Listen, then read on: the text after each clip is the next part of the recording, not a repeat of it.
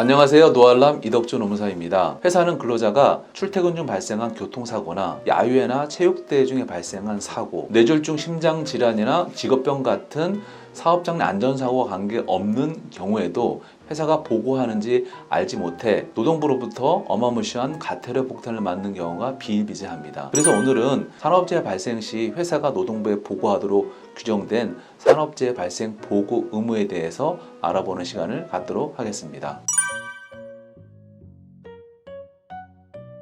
산업안전보건법에서는 산업재해 발생 시 사업주가 노동부 장관에게 사고의 발생 개요, 원인, 재발 방지 계획을 보고하도록 하고 있습니다. 산업안전보건법에서는 사망자가 발생하는 재해인 경우 지체 없이 3일 이상 휴업재해가 발생한 경우는 1개월 이내에 보고하도록 규정하고 있습니다. 산업재해란 업무와 직접 관련되거나 그 밖에 업무에 기인하여 발생한 모든 사고를 폭넓게 규정하고 있기 때문에 회사가 주최하는 야유회나 체육대회 경기 중 발생한 사고이거나 회사가 제공한 통근버스를 이용하여 출퇴근하던 중 발생한 교통사고이거나 시설물 화재에 의해서 발생한 사고이거나 휴게시간 중에 발생한 사고인 경우에는 노동부에 산재 발생 보고를 하셔야 합니다. 그러나 자차나 대중교통을 이용하여 출퇴근하는 중 발생한 교통사고에 대해서는 사업주의 법 위반을 직접적 원인으로 하는 것이 아니므로 노동부의 산재 발생 보고 의무는 발생하지 않습니다.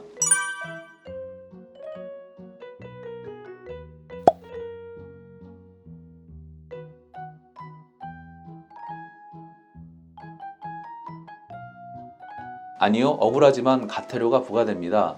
현장에서 종종 발생되는 일입니다. 산업안전보건법에서는 산업재해가 발생 시 사업주는 1개월 이내에 산업재해 발생 사실을 노동부에 보고하도록 규정하고 있으며 보고 기한의 기산일은 사업주가 재해 사실을 인지한 날이 아닌 산업재해 발생일이 기산일이 됩니다. 따라서 억울하지만 산업재해 지연보고로 과태료가 부과됩니다. 올해 개정된 산업안전보건법에서는 사업자 등록증을 가진 사업주라 하더라도 하나의 사업장에서 근로자처럼 종속관계에서 일을 하는 경우에 대해서는 특수형태 근로종사자라고 하여 일반 근로자와 동일하게 산업안전보건법에 적용을 받도록 규정이 배정되었습니다. 따라서 특수형태 근로종사자가 사업장 내에서 일을 하다가 3일 이상의 휴업이 요하는 산업재해를 입었을 경우에는 사형사업주는 반드시 노동부에 산업재해 발생 보고를 하셔야 합니다.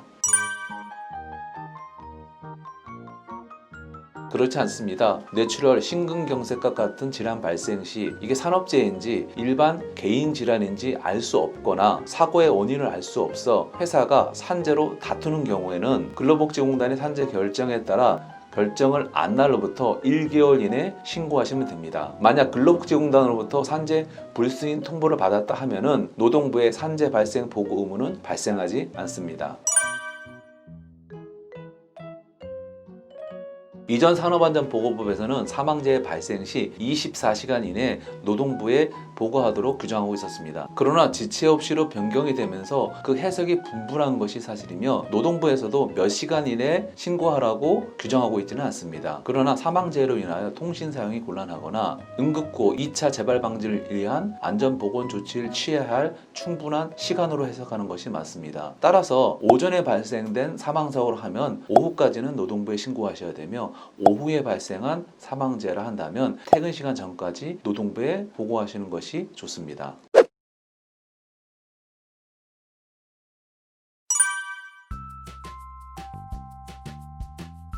산업재해로 인한 휴업기간은 의사의 진단서나 소견서를 기준으로 판단하셔야 합니다. 산재 발생 보고를 은폐할 목적으로 의사의 의학적 소견은 7일 이상의 입원 치료를 진단하였으나 회사가 임의적으로 부분 휴업을 부여하였다면 산재 미복으로 과태료 처분을 받을 수 있습니다. 네, 포함이 됩니다. 재해 발생일은 휴업일수에 포함되지 않으나 법정 휴무일이나 공휴일인 경우에는 휴업일수에 포함이 됩니다. 즉, 재해 발생 다음 날로부터 3일 이상 연속하여 휴업 치료를 받았다 하면은 산업재해 발생 보고를 하셔야 합니다. 노동부의 산재 발생 보고 의무가 있는 3일 이상의 휴업이란 3일 이상 연속하여 휴업한 경우에만 해당이 됩니다. 따라서 출근한 후 근무 시간 중 잠깐 병원에 가서 치료받는 통원 치료이거나 불규칙적으로 휴업한 총 휴업일수가 3일 이상이라 하더라도 3일 이상 연속하여 휴업한 경우가 아니라 한다면 산재 발생 보고 의무는 발생하지 않습니다.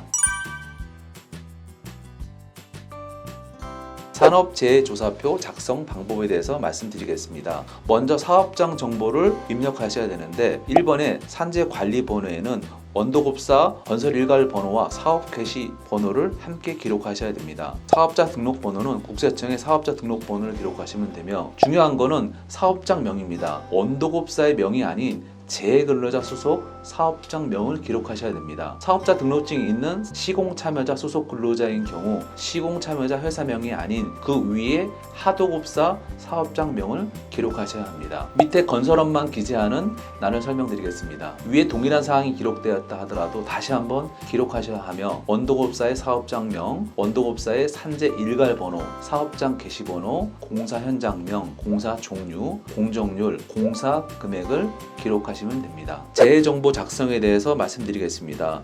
여기서 중요한 것은 입사일, 여기에는 재해 현장에 처음 출력한 일자를 기록하시면 되며 같은 종류 업무 근속기간, 여기에는 동종 업무 근무 기간을 근로자 확인 후 기록하시면 됩니다. 그러나 근로자 확인이 불가한 경우에는 기록하지 않으셔도 됩니다. 휴업 예상 일수, 이는 진단서나 소견서를 기준으로 기록하시면 됩니다. 재해 발생 개요 및 원인에 대해서 말씀드리겠습니다. 재해 발생 개요는 유가 원칙으로 작성하시면 됩니다. 재해 발생 원인은 회사가 파악한 재해 원인을 핵심적으로 간략히 기록하시면 됩니다. 재발 방지 계획 및 근로자 대표 확인에 대해서 말씀드리겠습니다. 재발 방지 계획은 재해 발생 원인에 대한 개선 계획을 기록하시면 됩니다. 근로자 대표 확인은 재해자와 동일업체 소속 근로자 중 재해 사실을 확인해줄 동료 근로자의 서명을 받고 보고 사항에 대한 근로자 대표 이견이 있을 경우 그 내용 또한 별도로 첨부하고 근로자 대표가 없을 경우 재해자 본인의 서명을 받으면 됩니다. 이렇게 작성된 산업재해조사표를 노동부에 직접 방문하여 접수하시거나 우편이나 팩스, 전자로 접수하시면 됩니다. 제출기한 마지막 근무 시간 내에 도달돼야 하며 전자신고의 경우 보고기한 마지막 날 자정까지 제출하셔야 합니다.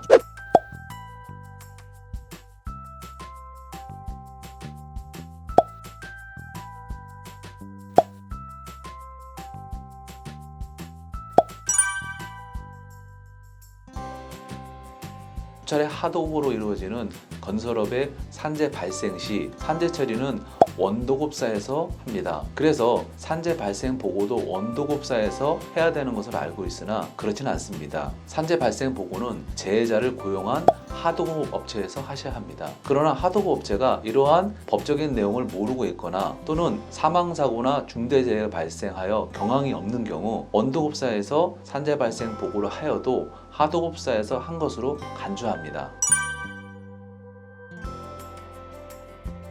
사망 또는 3일 이상의 휴업재해가 발생하거나 1,000만 원 이상의 재산피해가 발생한 재해인 경우에 대해서는 발주자를 제외한 건설 참여자 모두 2시간 이내에 노동부 신고와는 별도로 국토교통부에 신고하셔야 합니다. 만약 미신고 시 300만 원 이하의 과태료가 부과됩니다.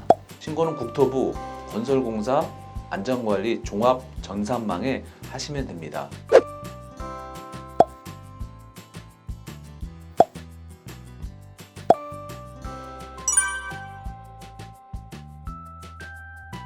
일반재해 미보고 지연보고 시 1회 위반 시 700만 원, 2회 위반 시 1,000만 원, 3회 위반 시 1,500만 원의 과태료가 부과되나 거짓보고 시에는 횟수와 관계없이 1,500만 원의 과태료가 부과됩니다. 사망재해와 같은 중대재해 미보고 거짓보고 시 횟수에 관계없이 3,000만 원 이하의 과태료가 부과됩니다. 오늘은 산업재해 발생 보고와 관련돼서 알아보았습니다. 미보고 지연보고 시 과태료 폭탄을 맞을 수 있으므로 이 점은 유념하셔야 합니다. 추가적으로 궁금한 사항이 있으신 분들은 유튜브에 댓글을 남겨주시거나 블로그를 참조해 주시면 감사하겠습니다. 감사합니다.